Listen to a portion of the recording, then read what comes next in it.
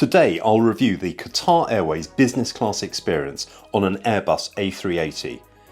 Qatar Airways was the airline of the year in the latest SkyTrax awards, also securing the award for the best business class.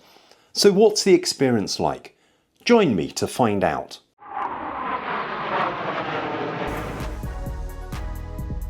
Welcome to the channel. My journey began at London Heathrow Airport Terminal 4 at 6 AM on a cold January morning. Despite the early hour, the terminal was very busy. Qatar Airways check-in is located in Zone A to the left as you walk into the terminal. There were lots of rope lines penning economy passengers into a queue. It wasn't that obvious where business class check-in was, so I had to ask. I had to cut across the economy queues to get to the priority check-in area.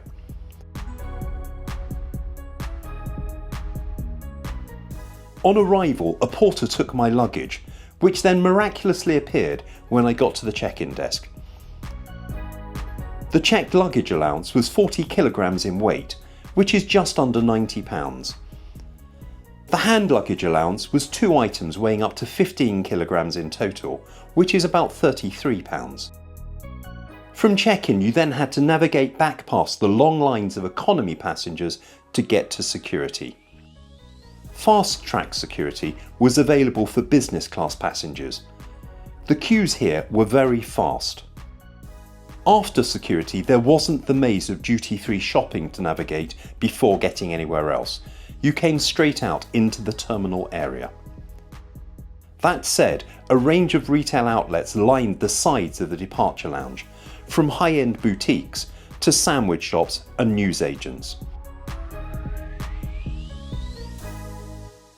This flight was part of a return trip from London to Sydney via Doha. The total cost of the business class flights was £6,853. The Qatar Lounge was located next to Gate 1. The lounge was only available for first and business class passengers. There was a separate lounge for One World status holders. The lounge comprised areas with comfortable chairs and then a restaurant area with a buffet. Breakfast items were available at the buffet. A waiter brought me a pot of tea. The lounge thinned out once an earlier flight was called. Soon it was time for my flight to board. From the lounge, it was a very short walk across to the gate. I hope you're enjoying the review. I'd be delighted if you subscribe to my channel for future videos. Your support really does make a huge difference. A separate gate was used to board first and business class passengers on the upper deck. The flight was on an Airbus A380-800 aircraft, registration Alpha 7 Alpha Papa Foxtrot. It was 7 years old. We boarded through door U1L. Business class was in the second cabin of the upper deck, with 48 seats in a 1-2-1 configuration. I was in seat 19A. Every seat had direct aisle access. The seat had a width of 22 inches and could recline to form an 80-inch flat bed. 2 cushions and a blanket were provided. In front there was a 17-inch entertainment screen, below which was the footwell which formed the end of the bed. Soon a wet towel and a glass of champagne were offered. There was a choice of Brut or Rosé champagne. Beside the seat, at floor level, was a storage compartment, above which was a power socket and USB-A port. Above this was a counter and controls for the seat.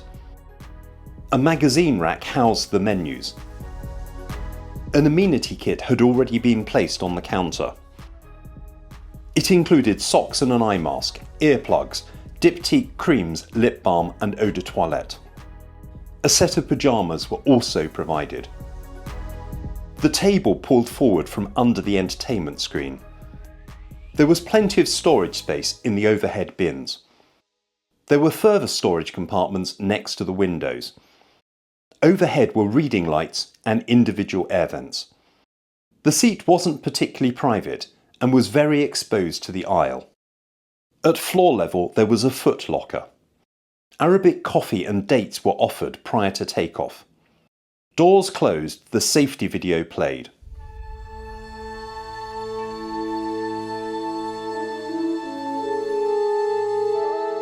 Welcome aboard this Qatar Airways flight.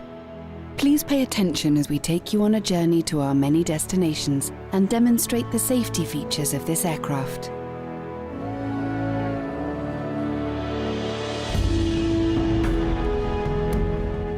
We pushed back on time from the gate at Terminal 4 for a short taxi to runway 27 left, although we then waited a while before entering the runway.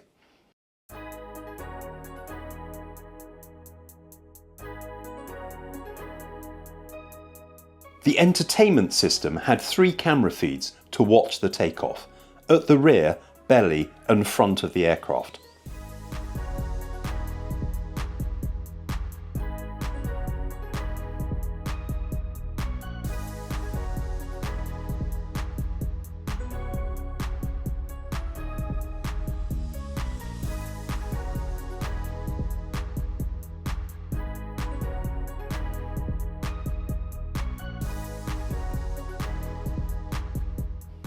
The flight time to Doha was scheduled to be 6 hours and 40 minutes.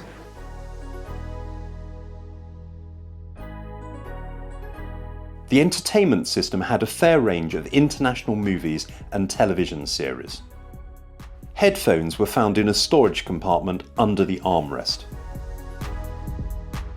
They were noise cancelling and comfortable to wear. The armrests could be raised from the control panel. 15 minutes after takeoff, I was served a cup of tea and a biscuit before the breakfast service started. There was a choice of both starter and main course.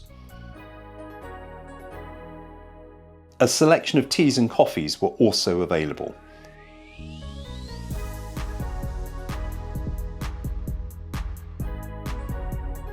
A linen tablecloth was laid, and then breakfast was served.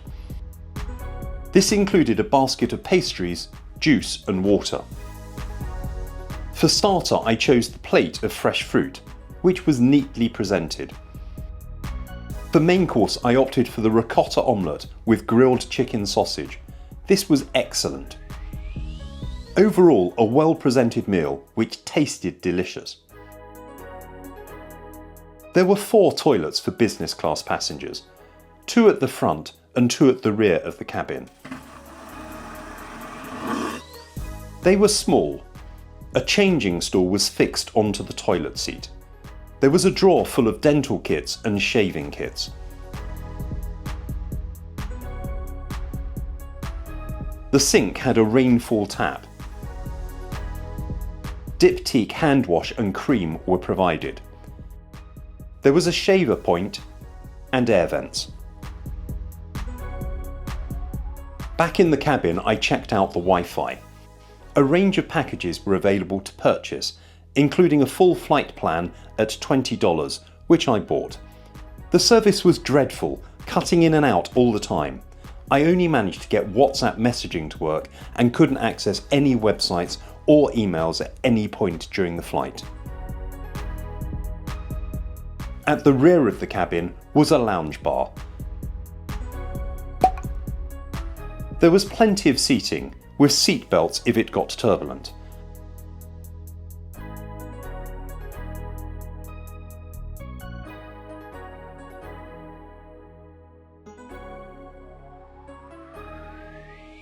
I sat for a while and read my book. It might give a clue about a future video. And then, like others, it was time for the obligatory bar selfie. I returned to my seat for the main meal service. There was a choice each of 3 starters and 3 main courses, followed by cheese and only 1 dessert option. The main course could be pre-ordered on the website, although no additional online-only options were offered. I started with the meze, which came with pita bread and consisted of mutable, hummus and muharama. For main course, I had pre-selected the breaded prawn burger. This came with some potato crisps. It wasn't the best option, and I regretted ordering it. I wasn't able to choose the one dessert option because it contained nuts, so went for the cheese board instead. This was fairly good, although one of the breads also contained nuts. There was a comprehensive wine list to accompany the food. The bottles averaged about £31.50 each, or £22 if you excluded the 2 champagnes. There was also a fair range of cocktails, spirits and beers. Overall, a well-presented meal, just containing a few too many nuts for my liking. I didn't sleep on this leg, but on my connecting flight to Sydney I did, so let's check out the bed option from that sector. I changed into the sleep suit. It was pretty comfortable. The seat reclined to form a flat bed. A mattress protector was provided, alongside a pillowcase for the cushion and a blanket. The bed was comfortable and fairly wide. However, it was pretty exposed to the aisle with a lack of privacy. Back to the original flight. Ahead of landing, another wet towel was provided. A box of chocolates was also offered.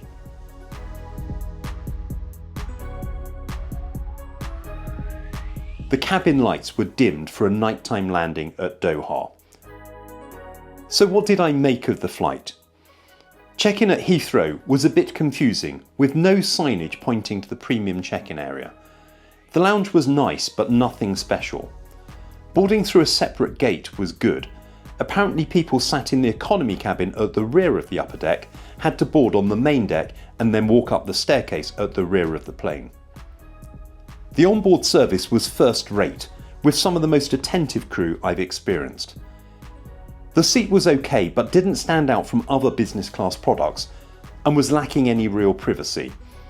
On my return, I'll be flying in the Q suite, so I'll be interested to see how that compares. The food was good, particularly the breakfast, although a lack of nut-free options wasn't great. The lounge bar was very good, with a friendly barman present throughout the flight. The entertainment system worked well and had a good selection of content. However, the Wi-Fi was a joke. I've seen elsewhere people complain about the Wi-Fi on Qatar's A380s. If they can't sort it, they'd be better off turning the service off rather than frustrating those trying to connect. Overall, is it the best business class in the world? In my opinion, it is certainly up there, but it isn't leagues ahead of the competition. Let me know what you think of the Qatar Airways business class experience. Do you think it's best in class? Share your comments below. If you've enjoyed the review, please give it a thumbs up. And please do subscribe for future reviews.